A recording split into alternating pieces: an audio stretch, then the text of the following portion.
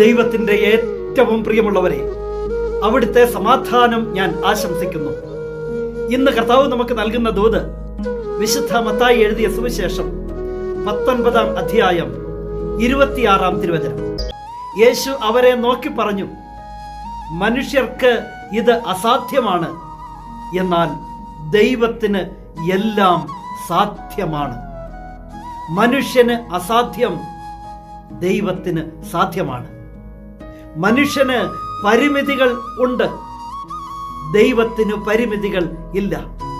മനുഷ്യന് ഇത് അസാധ്യമാണ്, എന്നാൽ ദൈവത്തിനെല്ലാം സാധ്യമാണ്.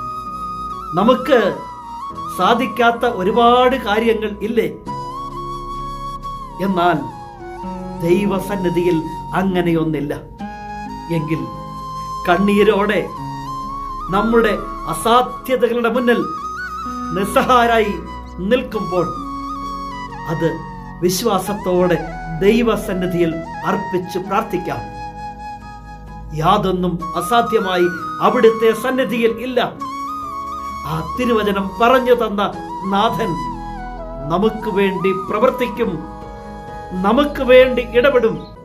നമ്മുടെ ആവശ്യങ്ങൾ അവിടുന്ന് നേടിത്തരുകയും ചെയ്യും.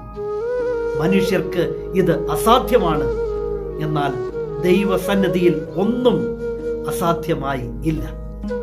നിന്റെ ദൈവം നിന്നെ സമൃദ്ധിയായി അനുഗ്രഹിക്കണം.